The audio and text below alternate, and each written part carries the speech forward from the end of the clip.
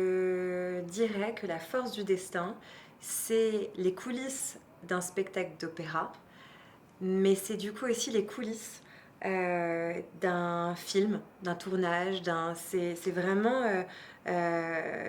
la création pure et dure d'une œuvre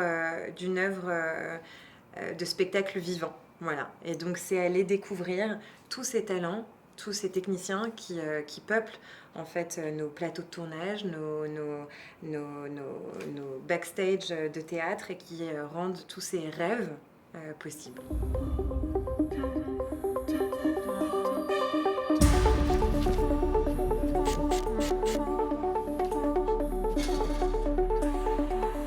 Je suis au FIPADOC, qui est un festival et un marché de documentaires à Biarritz, dans le Pays Basque, en France, sur la côte atlantique. Et je rencontre quelqu'un qui s'appelle Guido Casali, qui est consultant numérique pour La Scala. Et le même jour, France Télévisions et Rai annoncent qu'ils veulent faire un appel à projet pour des projets franco-italiens ou italo-français. Et dans ma petite tête, clac, je dis à ce monsieur qui s'appelle Guido Casali, mais il faut qu'on fasse un documentaire sur La Scala. Et lui, qui est quelqu'un d'extrêmement positif et joyeux, et mais oui, voilà, ça commence comme ça, par un mais oui. Et dans la tête, je pensais à une seule personne, il y avait une seule personne qui pouvait faire ce film, c'était Anissa Bonnefond. Pour deux raisons. La première, c'est qu'Anissa a ce talent de s'insérer dans une arène et d'aller y chercher toute l'émotion, tous les sentiments, toute la sensibilité, tout le talent, comme personne d'autre. Et je l'avais vu lors de notre précédent film, Nadia, dans une arène qui n'avait rien à voir, qui était celle du football féminin. Et la deuxième, c'est que cerise sur le gâteau, tu parlais l'italien. Oui, c'est vrai, ça a bien aidé quand même. On a eu beaucoup de chance parce que c'est vrai qu'ils ont vraiment fédéré au projet tout de suite, en fait, la Scala. Après, c'est quand même un endroit dans lequel il n'y a jamais eu de caméra. Comme ça, ils ont fait des petits reportages pour la télé, mais vraiment des caméras là, de manière presque quotidienne, à toutes les répétitions, avec tous les chefs de poste, même tous les techniciens. C'est vrai que ça, ils n'avaient jamais fait ça. Et c'est une institution, une très grosse institution qui est vieille, très vieille, et donc faire bouger les codes de ces endroits-là, c'est pas évident. Donc ça a été quand même malgré tout, malgré leur accord à la base, il a fallu un peu quotidiennement aller quémander des possibilités d'accès, mais on a quand même toujours plus ou moins réussi à pouvoir aller là où on avait envie d'aller. Aussi pourquoi? Parce que je pense que petit à petit, on est devenu vraiment partie intégrante de l'équipe de La Force du Destin, de l'opéra. On était les techniciens aussi de ce spectacle. Et ça, c'était magnifique de sentir comme ça ce mouvement de bascule où on s'intégrait de plus en plus et où c'était évident qu'on soit là. C'était très doux de vivre cette expérience-là. Non, non, non.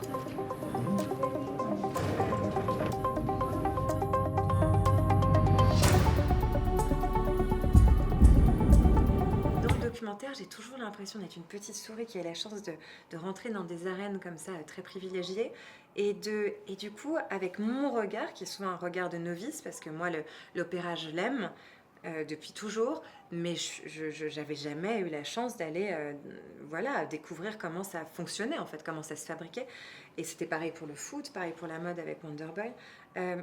Et donc j'ai toujours essayé de faire confiance à mon regard en me disant mon regard et découvre comme celui du spectateur. Et donc d'essayer toujours de rester à cette place-là, de m'émerveiller et donc d'aller là où je découvre à chaque fois. Avec Léo Muscato, le metteur en scène de la Force du Destin, on a eu une vraie, très belle rencontre. Il y a eu tout de suite un échange très fort.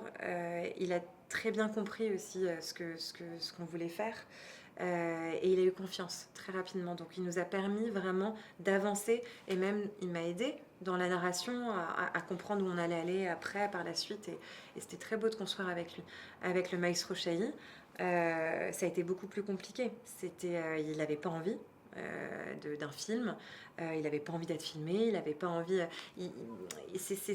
voilà, c'était plus compliqué et petit à petit, j'ai imposé la caméra quelque part de manière au début discrète, de loin, avec des zooms. Et du coup, c'est vrai qu'il a fallu aussi, ça c'était intéressant, de s'adapter, même moi, dans mes moyens techniques, à ce que chacun offre et ce que chacun permet, chacun des protagonistes. Et puis petit à petit, le maestro Chailly, on a pu quand même l'apprivoiser. T'as même envie de la montrer, cette distance. C'est-à-dire qu'Anna Netrebko, c'est la diva. Et t'as pas envie d'être... Enfin, Non, c'est vrai. tu la laisses un peu sur une espèce de socle. Non, c'est vrai, c'est vrai. chouette. Mais ça, c'est marrant parce que c'est aujourd'hui, maintenant, le film est fini. Donc, on voit, en fait, c'est très clair, les différents endroits de chacun. Mais c'est pas forcément quelque chose que je calcule en avance. C'est quelque chose sur le documentaire.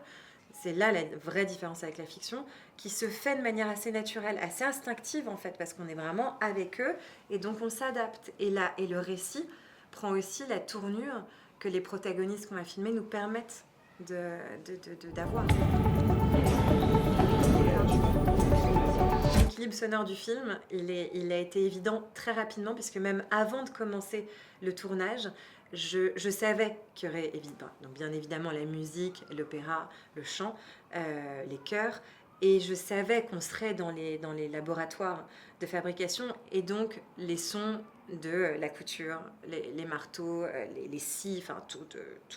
Et j'en ai beaucoup parlé avec mon compositeur, Jack Bartman, parce que je voulais aussi qu'on réfléchisse dans notre musique originale à comment intégrer tous ces sons pour déjà que la musique soit extrêmement contemporaine et moderne, contrairement à l'opéra de Verdi, c'était très important pour moi, et que ça soit très organique, qu'il y ait quelque chose qui soit... Et donc c'est vrai que ça a été une véritable réflexion en amont. Et après, je l'ai beaucoup travaillé en post-production, au mix, tout ça. On a même parfois amplifié. Enfin, c'était vraiment l'idée de montrer qu'il y a la musique des techniciens, des fabricants, des artisans, et puis la musique de la Scala de Verdi. Ouais. Enfin, d'ailleurs, pas de la Scala, de Verdi, et que ces deux musiques ensemble font la Scala.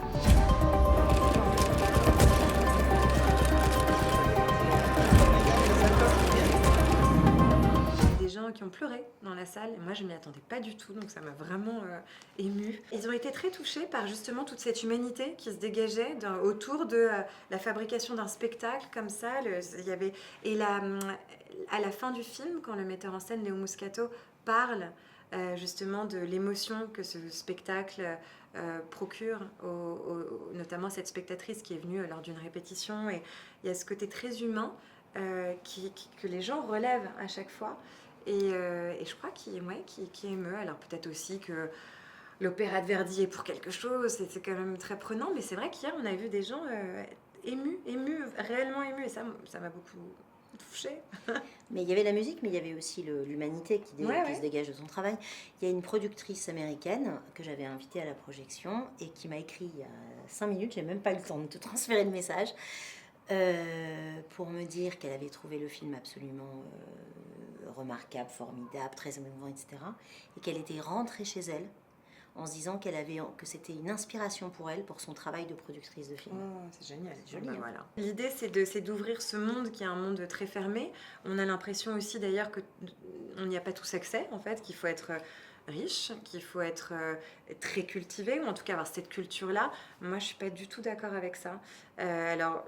Riche, ce qui était hyper intéressant justement avec la Scala, c'est qu'ils essaient d'ouvrir au contraire au maximum, en faisant des places à 5 €, en essayant vraiment de démocratiser l'opéra le plus possible. Donc ça, c'était très beau de voir ça aussi. L'opéra, c'est vrai, là-bas, a une place très importante dans la ville de Milan, donc c'est aussi compréhensible, ça va avec. Nos partenaires en audiovisuel, que sont France Télévisions et Rai, France Télévisions va le diffuser en prime time, ce documentaire. Donc il va être diffusé à un moment des fêtes, il y a un côté très cadeau de Noël comme ça, mais c'est aussi un message très fort qui est de dire l'opéra c'est pour tout le monde. On le diffuse pas à 23h30 en le planquant derrière un film, etc. Non, c'est un film de fiction, je veux dire, c'est un film qui va vivre à 20h50.